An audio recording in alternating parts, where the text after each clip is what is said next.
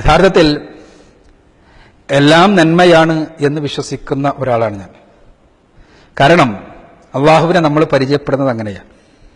ദിവസേന 17 തവണ അള്ളാഹുവിൻ്റെ ഒരു നാമം ആവർത്തിക്കുന്നവനാണ് ഞാൻ, നിർബന്ധമായി. അത് റഹ്മാൻ എന്ന പേരാണ്. കാരുണ്യവാനാണ് പടച്ചോൻ എന്നല്ല അതിൻ്റെ അർത്ഥം, മറിച്ച് പടച്ചോൻ ചെയ്യുന്നതെല്ലാം കാരുണ്യമാണെന്ന്.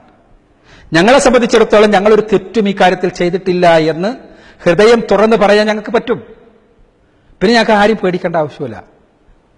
അതുകൊണ്ട് തന്നെ ഇതിൽ ആത്യന്തികമായി നന്മയാണ് എന്ന് ഞാൻ വിശ്വസിക്കുന്നു. തീർച്ചയായും എനിക്ക് പ്രതീക്ഷയുണ്ട്.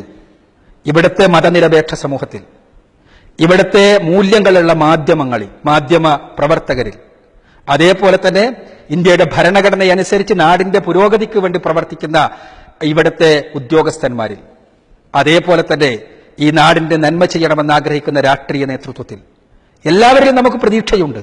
കാരണം അവരെല്ലാം നാടിന്റെ നന്മക്ക് വേണ്ടി നിലനിൽക്കുന്നവരാണ്. തീർച്ചയായും ഇത് ഞങ്ങളെ സംബന്ധിച്ചിടത്തോളം ഞങ്ങൾ പ്രവർത്തനങ്ങളിൽ വിശ്വസിക്കുന്ന ആളുകളാണ്.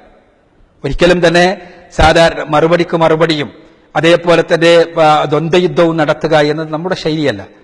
മറിച്ച് ഇത് സ്കൂളിനെതിരെ വന്ന ആരോപണത്തിന് മറുപടി ഞങ്ങളുടെ സ്കൂളിലെ കുട്ടികൾ അവരുടെ പ്രവർത്തനങ്ങളിലൂടെ നിർവഹിക്കും. ഇൻഷാ അല്ലാഹ് ആ കുട്ടികൾ സമൂഹത്തിന്റെ മുഖ്യധാരയിലേക്ക് വരട്ടെ. ഞങ്ങളുടെ സ്കൂളുകളിൽ 10ാം ക്ലാസ് കഴിയട്ടെ. അതേപോലെ തന്നെ ആ കുട്ടികൾ വളർന്നു വന്ന് സമൂഹത്തിന്റെ മുഖ്യധാരയിലേക്ക് വരട്ടെ.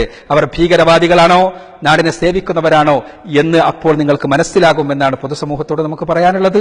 തീർച്ചയായും എല്ലാ നന്മകളിലും സഹകരിക്കുന്ന നമ്മുടെ സമൂഹം ഈ സ്കൂളിനെതിരെയുള്ള ഈ ദുഷ്ടലാക്കോടുകൂടിയുള്ള ഇത്തരം ദുഷ്പ്രചരണങ്ങളിൽ വഞ്ചിതരാകാതെ പ്രാർത്ഥിക്കണമെന്നും ഞങ്ങളോടൊപ്പം നിൽക്കണമെന്നും വിനീതമായി അഭ്യർത്ഥിക്കുകയാണ്.